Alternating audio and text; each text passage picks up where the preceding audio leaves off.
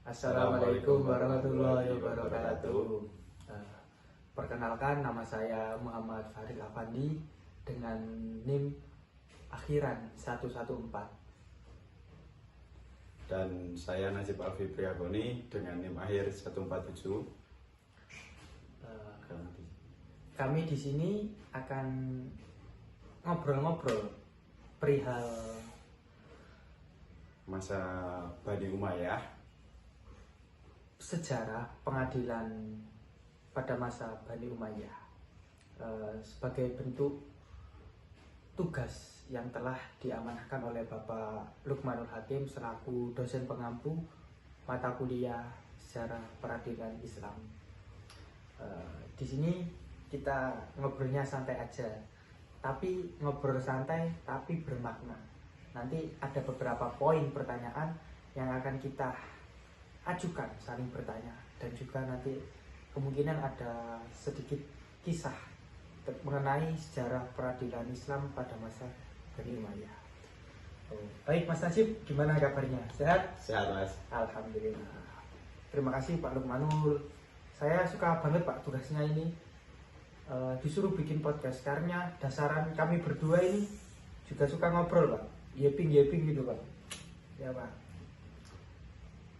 Lanjut ya, langsung saja kita membahas tentang sejarah peradilan Islam pada masa Bani Umayyah. Untuk pertama, saya akan mengajukan pertanyaan kepada Mas Najib dan nanti dibahas. Terus nanti pertanyaan tersebut jawabannya kita bedah bareng gitu. Kayak, oh pertanyaan ini bahas apa, jawabannya apa gitu. Baik, pertanyaan pertama untuk Mas Najib ya, mohon disimak. Apa itu peradilan dan bagaimana awal penerapan pada masa Bani Umayyah? Ya, Mas Najib. Jadi peradilan itu suatu lembaga penegak hukum yang menyelesaikan sengketa dan menjaga keadilan Mas, Ya. dalam masyarakat setelah masa Khulafaur Rasyidin berakhir itu Mas. Nah, jadi kekuasaan Islam diambil alih oleh Bani Umayyah pada tahun 661 sampai 750 Masehi. Pada masa ini wilayah Islam semakin luas Mas, sehingga sistem peradilan yang tadinya sederhana mulai disusun secara lebih formal dan tersentralisasi di bawah kekuasaan khalifah. Gitu Mas. Berarti pada masa Bani Umayyah peradilan itu awalnya tidak disusun secara formal ya Mas ya? Ya. Itu masih kayak amburadul gitu sistemnya. Pas masa Bani Umayyah semua itu lebih terstruktur dan ditata, dikelola, kayak dipeta-petakan gitu. Antara pengadilan agama atau pengadilan apa dipeta-petakan gitu Mas ya? Iya. Supaya lebih terorganisir. Ya, baik, lanjut Mas Najib.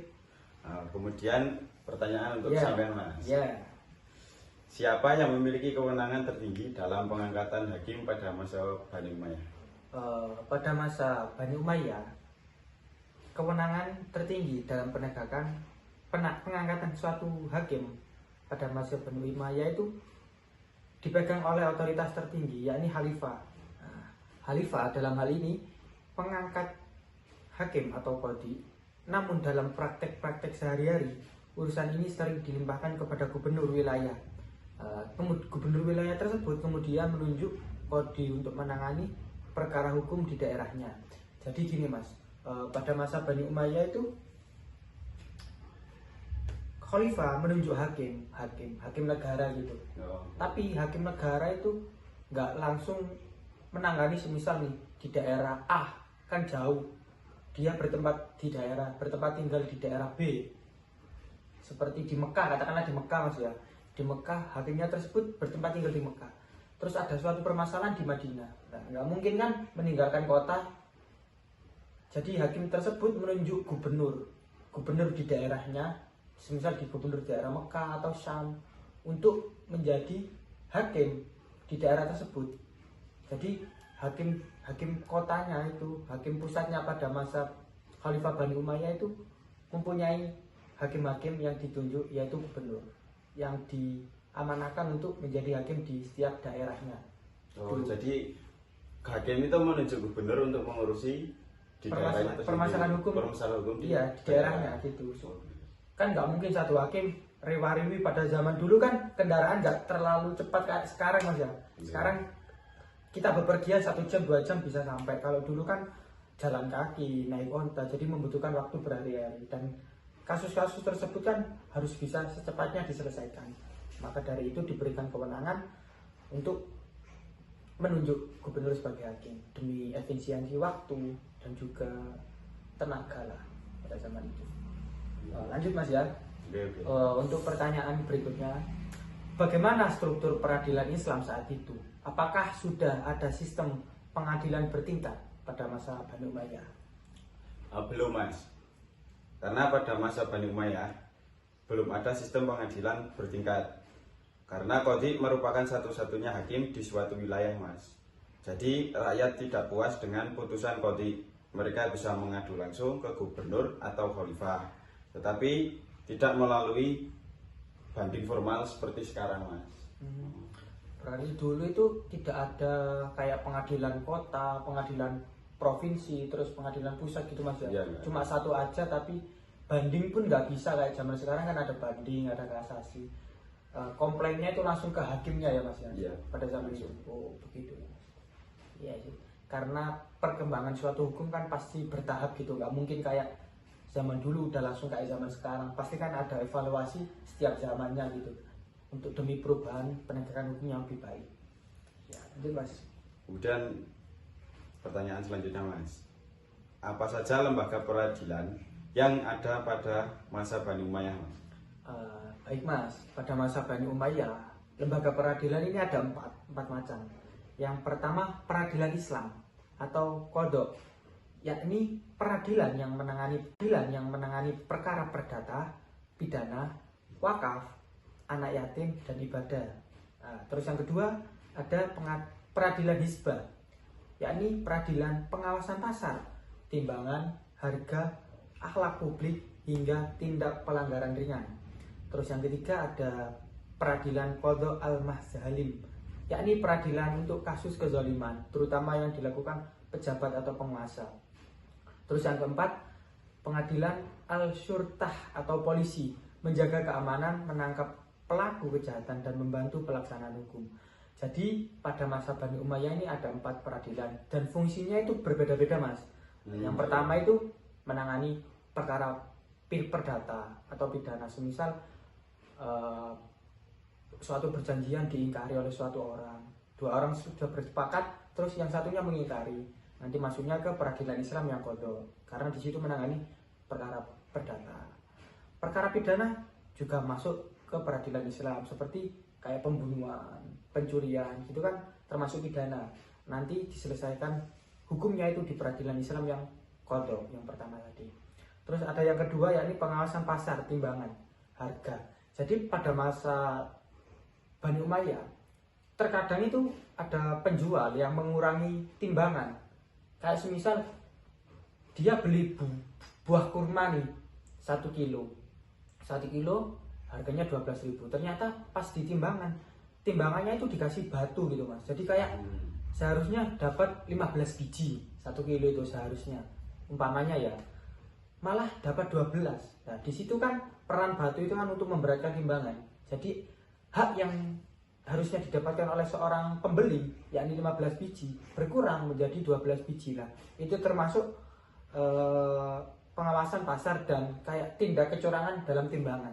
Itu nanti masuknya ke pengadilan hisbah.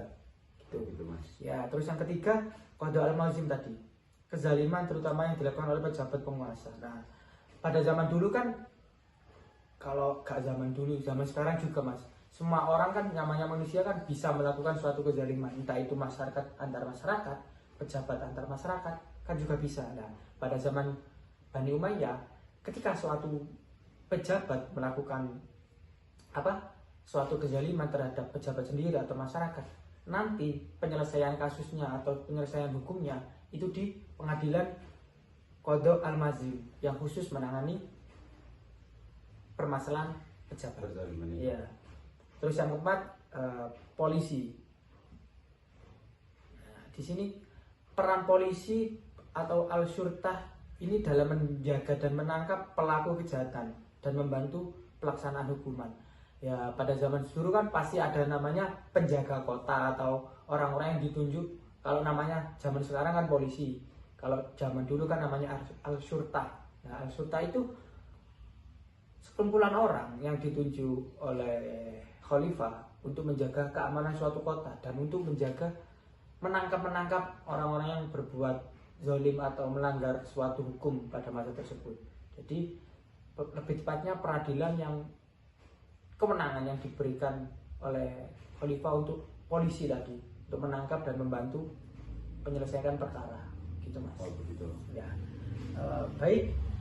Kalau kita ngobrol tanya jawab gini kayak rasanya nggak terlalu itu ya. Mending kita sedikit cerita. Nah, di sini saya akan membawakan suatu kisah pada masa Bani Umayyah, yakni cerita Syuraih sang hakim dan bayang-bayang kekuasaan Bani Umayyah.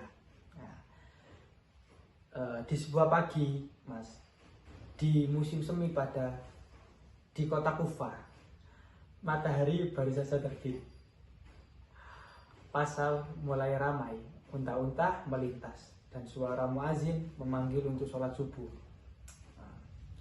Di tengah jalan hiruk pikuk kota itu hiduplah seorang hakim bernama Syuraih bin Al-Haris, sosok yang dikenal jujur, tegas, dan tidak gentar meski berhadapan dengan penguasa.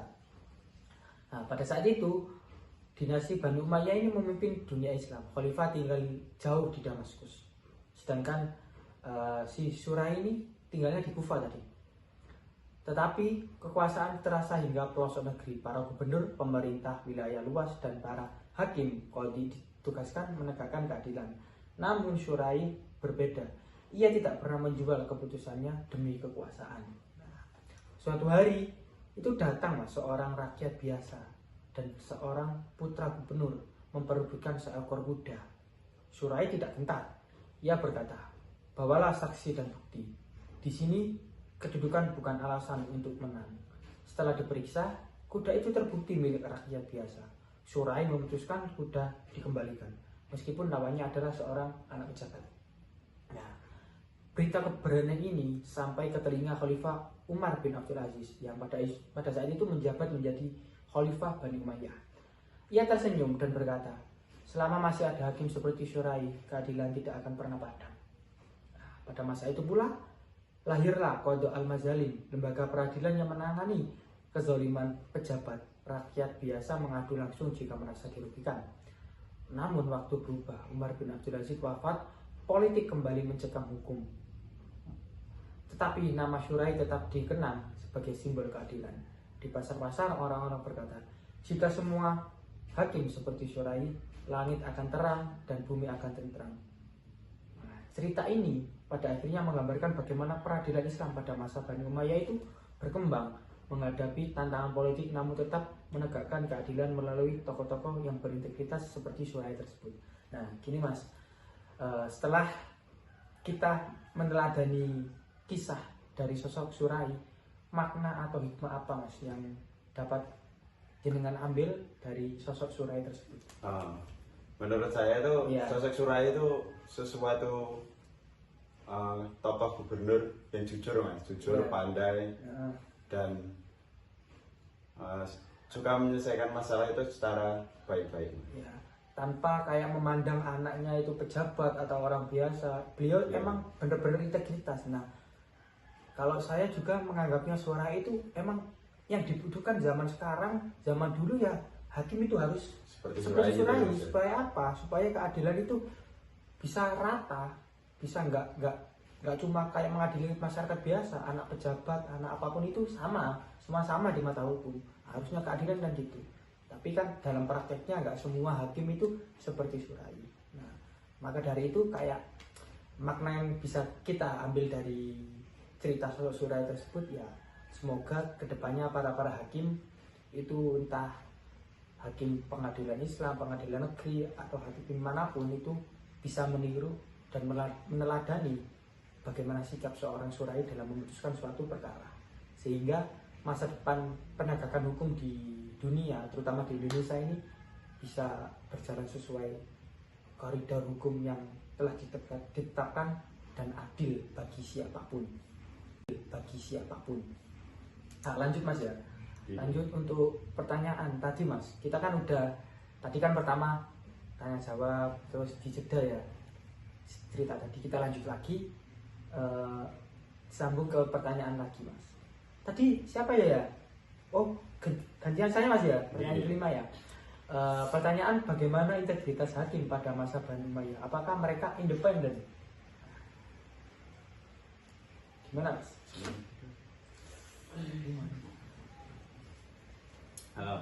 Jadi umumnya hakim itu memiliki kebebasan penuh dalam memutuskan hukum berdasarkan Al-Quran, Sunnah, dan ijtihad Mas. Mereka tidak mudah diintervensi kekuasaan politik. Bahkan beberapa hakim seperti Qadhi Surai yang tadi dicerita itu Mas, dikenal berani menegakkan keadilan meski melawan kepentingan penguasa Mas. Wah, baru saja kita cerita ya tentang sosok Surai dalam penegakan hukum pada masa Bani Umayyah. Ini langsung disepil di pertanyaan yang kelima bahwa hakim benar-benar yang jujur dan adil pada masa Bani Umayyah tersebut Qadhi Surai. Perlu banget itu. Qadhi Surai itu banyak, nggak cuma Surai saja. Perlu adanya tumbuh-tumbuh Surai-Surai, sosok Surai berikutnya. Gitu ya Mas ya? Iya. Lanjut Mas. Kemudian pertanyaannya Mas ya. Iya. Apa saja faktor yang mempengaruhi perkembangan hukum dalam peradilan masa Bani Umayyah Mas? Nah, gini Mas. Faktor-faktor yang mempengaruhi perkembangan hukum dan peradilan pada masa Bani Umayyah itu ada beberapa faktor Mas. Salah satunya ya ini saya sebutkan ya poin-poinnya saja ya. Yang pertama ada faktor politik, yakni sentralisasi kekuasaan Khalifah dan reformasi Umar bin Abdul Aziz. Terus yang kedua, sosial dan multikultural. Banyaknya suku dan bangsa seperti Arab, Persia, Romawi membuat hukum harus fleksibel. Terus yang ketiga, budaya, pengaruh adat lokal dan tradisi Romawi atau Persia. Yang kelima, ada faktor agama, mulai berkembangnya ijtihad, qiyas, dan pemikiran hukum. Terus yang keenam, ekspansi wilayah. Wilayah-wilayah semakin luas, diperlukan administrasi hukum yang tertata. Jadi gini Mas, dalam faktor-faktor yang mempengaruhi perkembangan hukum pada peradilan masa Bani Umayyah seperti politik, itu kayak sentralisasi kekuasaan Khalifah dan reformasi pada Bani Umayyah itu sangat berpengaruh dalam faktor mempengaruhi. Kayak politik pada zaman, pasti kan politik kalau kita berbicara tentang politik kan pasti berubah-ubah ya, agak tetap. Misal pada 1 tahun ini kodenya itu siapa, nanti kepala menterinya siapa, pasti kan berubah-ubah. Suatu hukum kan juga kebijakan berubah-ubah ketika apa? Ketika orangnya juga berubah. Kan pasti setiap orang itu punya gagasan masing-masing, kayak punya kebijakan tersendiri lah. Ya mungkin kan sama. Ya mungkin ada sesuatu yang tetap dilanjutkan, programnya tetap dilanjutkan, entah itu program ini. Tapi ketika peralihan pejabat di suatu kekhalifahan, itu kan pasti pengaruh politiknya kan pasti juga berubah. Terus yang kedua tadi sosial dan multikultural. Ya. Pada zaman Bani Umayyah itu kan banyaknya suku dan bangsa seperti Arab, Persia, Romawi. Nah, membuat hukum itu harus fleksibel Mas. Misal di Arab itu hukumnya apa ya? Kita contohkanlah hukum mencuri itu kan potong tangan. Kalau di Arab. Misal di Persia itu hukumannya nggak potong tangan, entah itu apalah. Jadi kan hukum itu harus menyesuaikan sesuai dengan suku adatnya.